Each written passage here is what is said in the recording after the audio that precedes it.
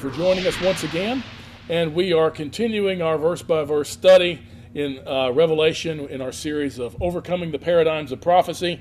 And we left off last time, we are on Revelation 11, verse 11, where the text states, "And after the 3.5 days, the breath of life from Elohim came into them, and they stood on their feet, and great fear fell upon those who were beholding them." This is referring to 1967, the Six-Day War where the Muslims were defeated by Israel. The Muslims today and ever since then greatly fear the nation of Israel. Verse 12 states, "And they heard a loud voice from heaven saying to them, 'Come up here.' And they went up into heaven in the cloud, and their enemies beheld them. And in that hour there was a great earthquake, and 1/10 of the city fell, and 7,000 people were killed in the earthquake. And the rest were terrified and gave glory to the Elohim of heaven." Now the second woe is connected to the sixth trumpet, and it's an earthquake. 1/10 of Jerusalem will crumble, and 7,000 people will be killed. This is something that is still to happen after the revival of Israel in 1967. Verse 14, "The second woe is past. Behold, the third woe is coming quickly." The second woe begins in a little while. It's right after this. It's when Satan is cast down to the earth, and we'll find out about that in Revelation 12, and we'll be going over that here in just a minute. In verse 12 of Revelation 12, it says, "For this reason rejoice, O heavens, and you who dwell in them. Woe to the earth and to the sea." This is the woe being spoken of here. "Because the devil has come down to you, having great wrath, knowing that he has only a short time." Revelation 11, verse 15 states, "And the seventh angel sounded, and there arose loud voices in heaven, saying, 'The kingdom of the world has become the kingdom of our master and of his Messiah, and he will reign forever and ever.'" This is speaking of the return of Messiah in the past tense. It's saying it's now happened. His return occurs after the return of the two witnesses being Israel and Judah returning to that land. We've seen that happen, and we see again in Revelation, it says after that's happened, the kingdom of the world has become the kingdom of our Master and of his Messiah, and he will reign forever and ever. Verse 16, "And the 24 elders who sit on their thrones before Elohim fell on their faces and worshipped Elohim, saying, 'We give thee thanks, O Master Elohim, the Almighty, who art and who wast, because thou hast taken thy great power and hast begun to reign.'" This is the return of Messiah. It specifically says he has begun to reign. Verse 18, "And the nations were enraged, and thy wrath came, and the time came for the dead to be judged, and the time to give their reward to thy bondservants, the prophets, and to the saints, and those who fear thy name, the small and the great, and to destroy those who destroy the earth." Now we have a quick rundown of the events there. The nations were enraged with Israel. Then the wrath of Elohim came down. Then the dead were judged, and the righteous were rewarded. Now this is a specific reference to the dead being judged at the time of the return of Messiah, and not at the end of some 1,000-year reign. This is also described by Daniel. Let's look at Daniel chapter 12, verses 1 and 2. "Now at that time Michael, the great prince who stands guard over the sons of your people, will arise. And there will be a time of distress such as never occurred since there was a nation until that time. And at that time your people, everyone who is found written in the book, will be rescued. And many of those who sleep in the dust of the ground will awake, these to everlasting life, but the others to disgrace and everlasting contempt." Now the words of Yeshua state there will be a single resurrection also for the righteous and for the unrighteous.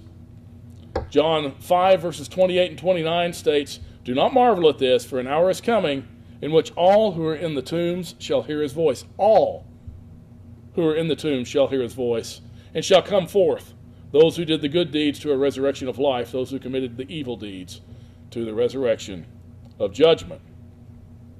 And we'll look closer at this when we go over Revelation chapter 19 and 20 on a future episode. Verse 19, "And the temple of Elohim, which is in heaven, was opened, and the ark of his covenant appeared in his temple. And there were flashes of lightning, and sounds, and peals of thunder. and an earthquake, and a great hailstorm. Okay, we see that we have the Ark of the Covenant in heaven here, a picture of it in heaven. It says, and there were lightnings and sounds and peals of thunder and an earthquake and a great hailstorm. The same type of description is given at the beginning of the retelling of the period of the tribulation. It was given at the beginning of the seals and the trumpets also. Look at Revelation 4, verse 5. And from the throne proceed flashes of lightning and sounds and peals of thunder. And there were 7 lamps of fire burning before the throne, which are the 7 spirits of Elohim. Then before the trumpets, it states in Revelation 8:5, and the angel took the censer, filled it with the fire of the altar, and threw it to the earth. And there followed peals of thunder and sounds and flashes of lightning and an earthquake. So when you see this phrase being used, that means we're going to get another telling of this period of great tribulation that comes upon the earth. It is given from different viewpoints. It's given concerning different peoples. And we'll see more of that as we continue through Revelation. We're now on chapter 12, verses 1 and 2, where it states, and a great sign appeared in heaven, a woman clothed with the sun, with the moon under her feet, and on her head a crown of 12 stars. And she was with child, and she cried out, being in labor and in pain, to give birth. The key to the identity of this woman is found in her description in verse 1. She is a woman clothed with the sun, the moon under her feet, and on her head a garland of 12 stars. The marks of the sun, moon, and 12 stars undoubtedly belong to Israel. We find this out in Genesis 37, starting at verse 9. It says, and he had still another dream, and related it to his brothers, and said, Lo, I have had still another dream, and behold, the sun and the moon and the 11 stars were bowing down to me. And he related it to his father and to his brothers, and his father rebuked him and said, What is this dream that you've had? Shall I and your mother and your brothers actually come to bow ourselves down before you to the ground?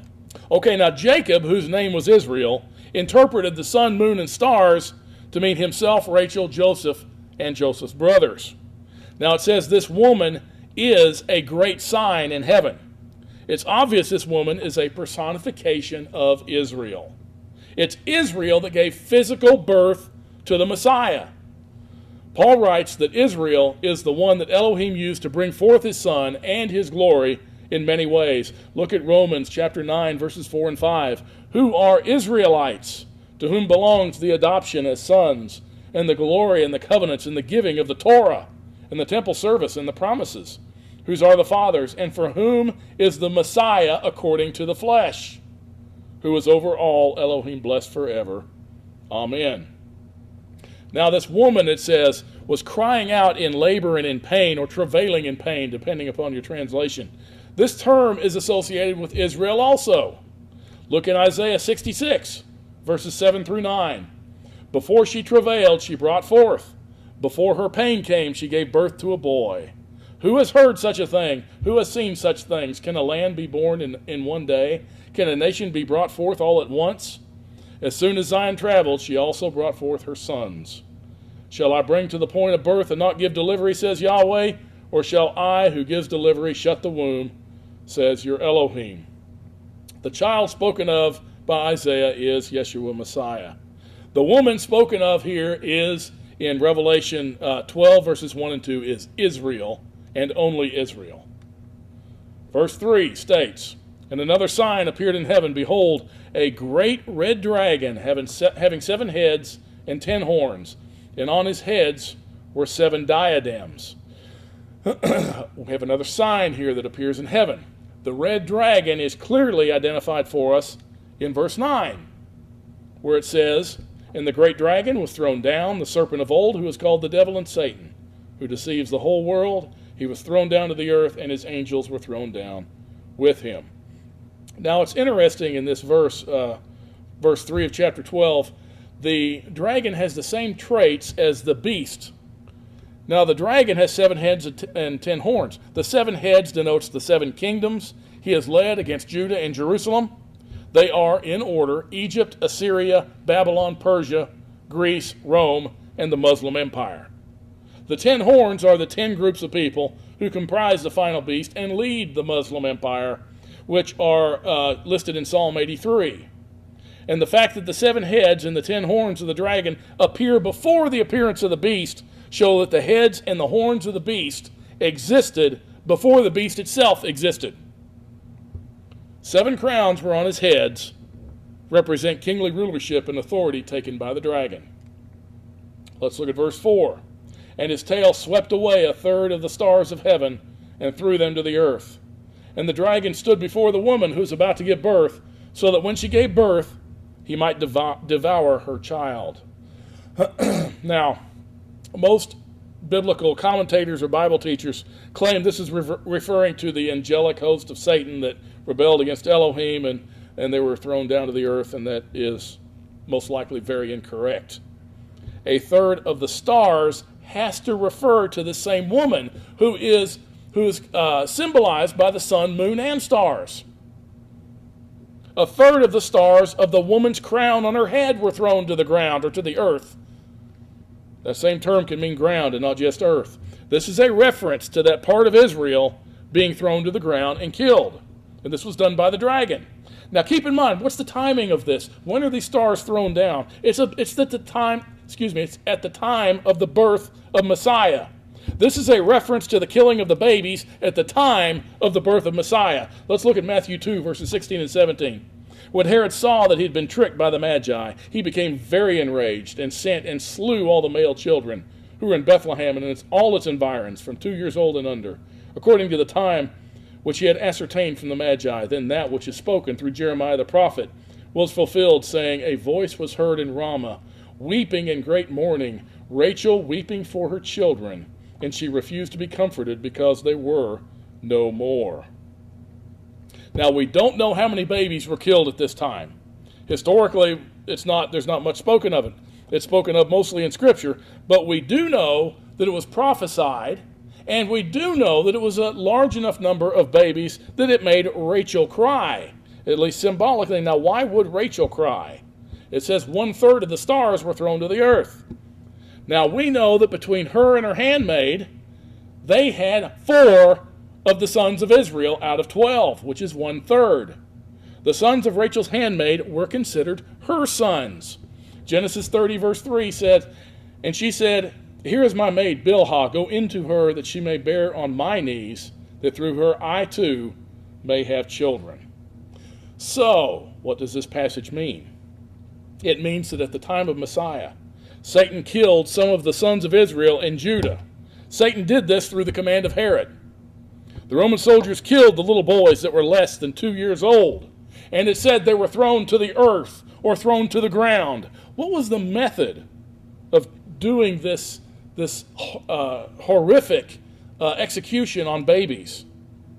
The way it was normally done, according to history, is that Roman soldiers would grab these babies by their feet and swing them and dash them to the rock, their heads to the rocks or against trees. And literally, the dragon's tail swept away 1/3 of the stars of heaven and threw them to the ground. Let's look at verse 5. And she gave birth to a son, a male child, who is to rule all the nations with a rod of iron. And her child was caught up to Elohim and to his throne. The woman bore the male child, and it's through Israel that Elohim gave us Yeshua Messiah. Now, as mentioned in this verse, the male child will rule the nations with a rod of iron. This was also prophesied in Psalm 2, and I would encourage you to look that up for yourselves. The child being caught up to Elohim is in reference to Messiah's ascension into heaven. Look at verse 6. And the woman fled into the wilderness, where she had a place prepared by Elohim, so that there she might be nourished for 1,260 days. The woman fled into the wilderness 1,260 days. The Greek term, once again used for days, is hemira, which can also mean years. So, the time in the wilderness being 1,260 days, remember these same two things. A day equals a year in prophecy. A year equals 364.868 days. Therefore, the time of the prophesying is as follows. 1,260 years times 364.868 days in a Jewish year divided by 365.2422 days in a solar year equals 1,258.71 solar years. The time for Israel to flee into the wilderness, once again, began in 691 CE, according to Yeshua, in Matthew 24, verse 15. He says, "Therefore, when you see the abomination of desolation, which was spoken of through Daniel the prophet, standing in the holy place, let the reader understand, then let those who are in Judea flee to the mountains." Now, we come back to the same time frame again. We're told that adding 1,258.71 years to 691.7 CE gives us the following. 691.7 CE plus 1,258.71 years brings us to 1950.41 CE. And as we mentioned in our previous episode, what happened in 1950 that allowed Israel back into the land and into Jerusalem is the law of return, or Aliyah. Let's look at verse 7 of Revelation 12. "And there was war in heaven, Michael and his angels waging war with the dragon, and the dragon and his angels waged war. And they were not strong enough, and there was no longer a place found for them in heaven." Now, Satan has had access to heaven from the beginning. If we look in Job chapter 1, starting at verse 6, the text states, "Now there was a day when the sons of Elohim came to present themselves before Yahweh, and Satan also came among them. And Yahweh said to Satan, 'From where do you come?' Then Satan answered Yahweh and said, 'From roaming about on the earth and walking around on it.' And Yahweh said to Satan, 'Have you considered my servant Job? For there is no one like him on the earth, a blameless and upright man, fearing Elohim and turning away from evil.' Then Satan answered Yahweh, 'Does Job fear Elohim for nothing? Thou hast not made a hedge about him, or hast thou not made a hedge about him and his house and all that he has on every side? Thou hast blessed the work of his hands, and his possessions have increased. But put forth thy hand now and touch all that he has. He will surely curse thee to thy face.' Then Yahweh said to Satan, 'Behold, all that he has is in your power, only do not put forth your hand on him.' So Satan departed from the presence of Yahweh." Now we know that Satan has had access to the throne of Elohim, but that access was put to a stop. He was cast out of heaven before the time of the abomination of desolation.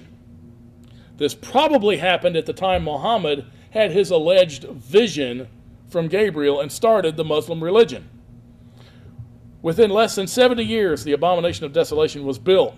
This was the sign that the remnant of Israel was to flee from Jerusalem into the rest of the world, where Elohim would protect them and preserve their observance of Torah. Let's look at verse 9.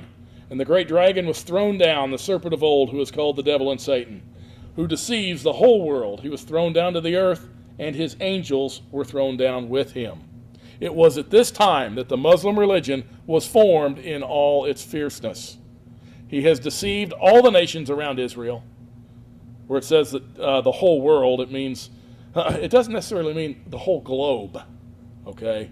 It means the whole land, or the people being spoken of here that are around Israel, the many nations that are.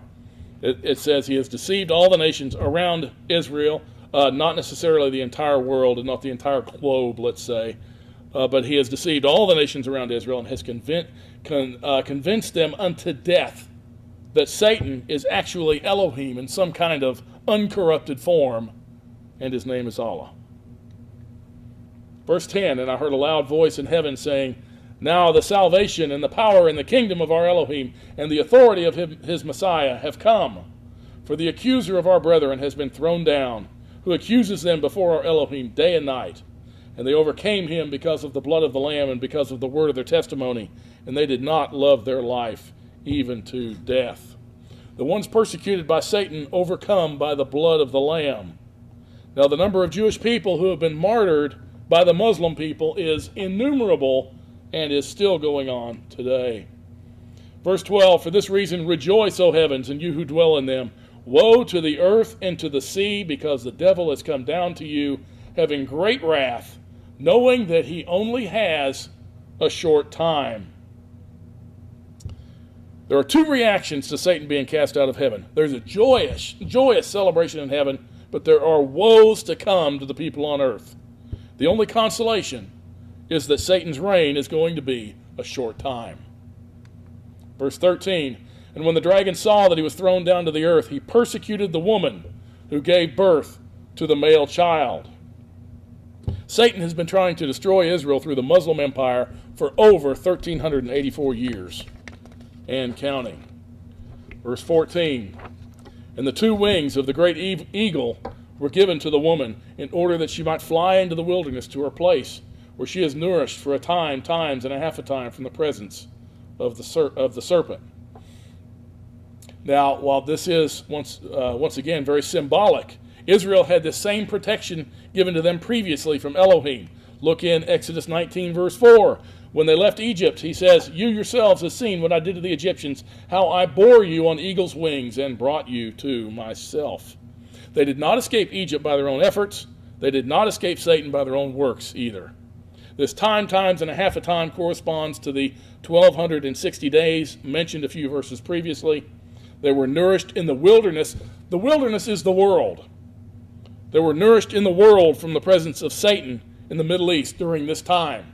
Elohim preserved them by scattering them throughout the world. They had to leave their place of Jerusalem or else they would be destroyed by Satan. Verse 15, and the serpent poured water like a river out of its mouth after the woman, so that he might cause her to be swept away with the flood. And the earth helped the woman, and the earth opened its mouth and drank up the river which the dragon poured out of his mouth. The water is the armies that have come against Israel since they came back into the land in 1948, 1950, and 1967, and many other times, and still today. Literally, these armies of Muslims have tried to sweep her away. The armies of Satan have had very little success against Israel.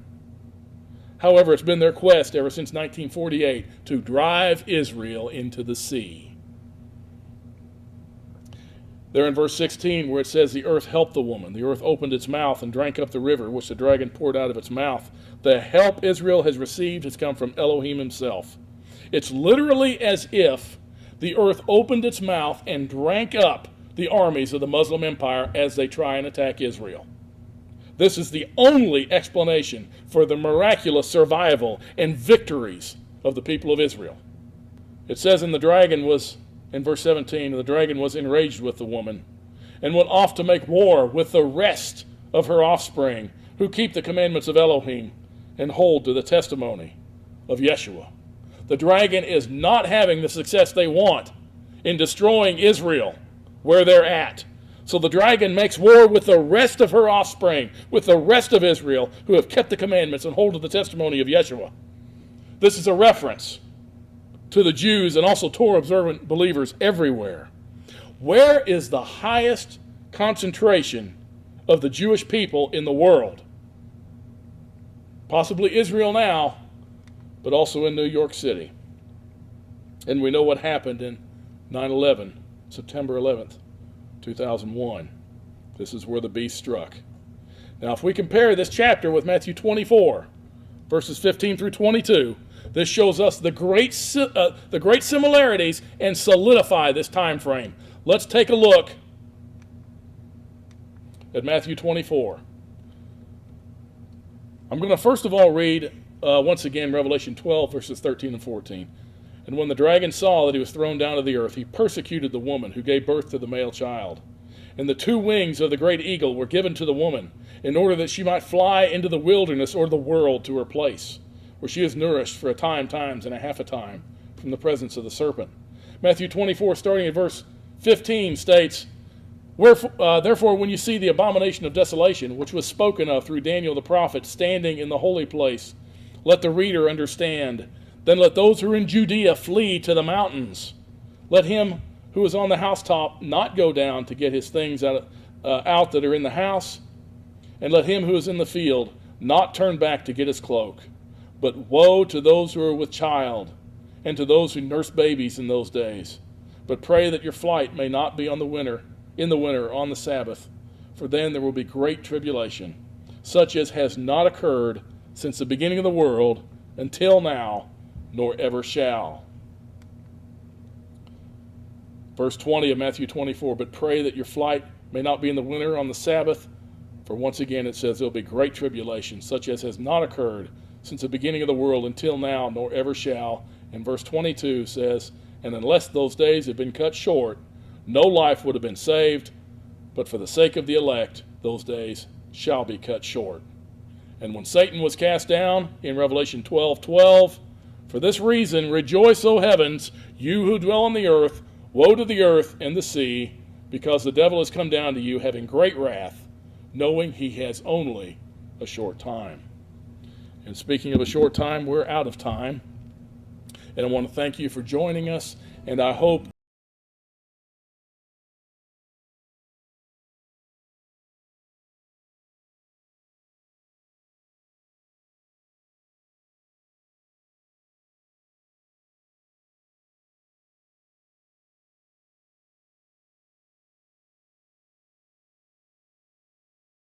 his countenance upon you and give you peace.